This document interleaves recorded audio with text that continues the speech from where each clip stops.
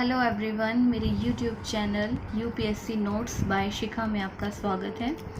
कल हमने आपको प्रागैतिहासिक काल के विषय में पढ़ाया था, जिसमें हमने पाषाण युग के विषय में आपको बताया था। आज हम आद्य ऐतिहासिक काल के विषय में बताएंगे। पाषाण युग की समाप्ति के बाद धातुओं का युग आरंभ होता है। इसे ही आद्य ऐतिहासिक या धातु काल कहा जाता है।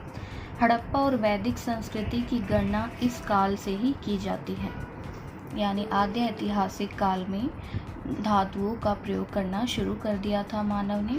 गैरिक एवं कृष्ण लोहित मृदभांड इस काल से संबंधित हैं।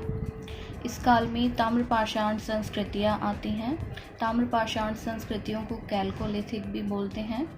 इस काल में मनुष्य पत्थर एवं तांबे के औजार प्रयोग करने लगा था। इसी कारण इसे ताम्रपाषाण काल कहते हैं। लगभग 5000 ईसा पूर्व में मनुष्य ने सर्वप्रथम जिस धातु का प्रयोग किया वह तांबा था और प्रथम औजार कुल्हाड़ी।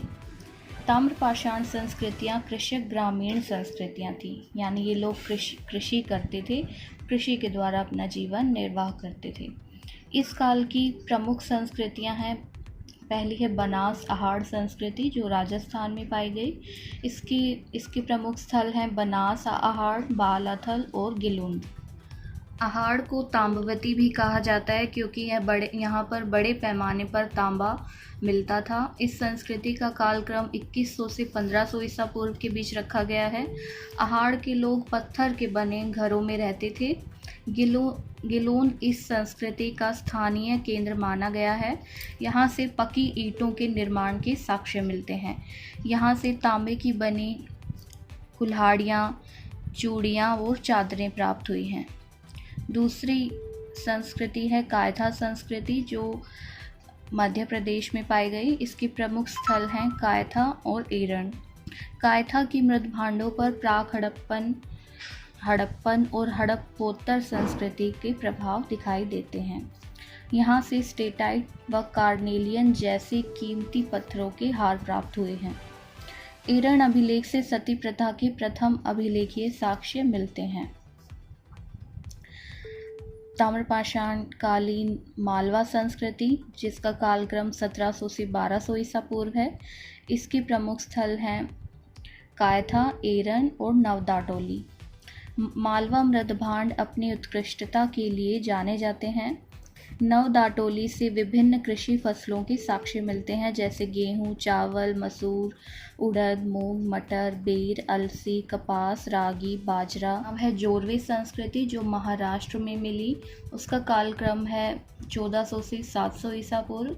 इसमें प्रमुख स्थल शामिल होते हैं जोरवे, निवासा, दैमाबाद, इनामगांव, जो कि महाराष्ट्र में है। दैमाबाद से भारी मात्रा में कांसे की वस्तुएं मिली हैं। यह हड़प्पा संस्कृति का प्रभाव दिखलाती है। यहीं से गैंडा, हाथी, भैंसा तथा रथ चलाते हुए मनुष्य की आकृति मिली है। इनाम गांव ताम्रपाषाण युग की बड़ी बस्ती थी। यह बस्ती किलाबंद और खाई से घिरी हुई थी। 1200 ईसा पूर्व के लगभग ताम्रपाषाण कालीन संस्कृति का लोप हो गया। केवल जोरवे संस्कृति जो थी वो 700 ईसा पूर्व तक जीवित रही। ताम्रपाषाण संस्कृति के विलुप्त होने का कारण बहुत कम वर्षा या सूखा था। अब हम बात करते हैं महापाषाण काल, जिसको मेगालिथ भी कहा जाता है। नवपाषाण युग की समाप्ति के बाद दक्षिण भारत में जिस संस्कृति का उदय हुआ उसे महापाषाण काल कहा जाता है। पत्थर की कब्रों को महापाषाण कहा जाता था। इन कब्रों में मानवों को दफनाया जाता था।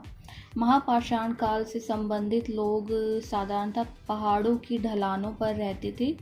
दक्कन, दक्षिण भारत, उत्तर पूर्वी भारत तथा कश्मीर में यह प्रथा प्रचलित थी। यहाँ की कब्रों में लोहे के औजार, घोड़े के कंकाल तथा पत्थर और सोने के गहने भी प्राप्त हुए हैं। महापाषाण काल में आंशिक शवाधान की पद्धति भी प्रचलित थी, जिसमें शवों को जंगली जानवरों के खाने के लिए छोड़ दिया जाता था। ब्रह्मगिरी आदि, चन्नलूर, मास्की, चिंगलपत्तू, नागार्जुन कोंडा आदि इसके प्रमुख शवाधान केंद्र हैं। महापाषाणकालीन लोग धान के अतिरिक्त रागी की खेती भी करते थे। इतिहासकारों ने महापाषाण काल का निर्धारण 1000 ईसा पूर्व से लेकर प्रथम शताब्दी ईसा पूर्व के बीच किया है। तो फ्रेंड्स, आज आपने महापाषाण काल और ताम्रपाषाण संस्कृतियों के विषय में जाना। अगर आपको हमारी ये वीडियो पसंद आई तो हमारे चैनल को लाइक कीजिए, शेयर कीजिए और सब्सक्राइब कीजिए। Thank you.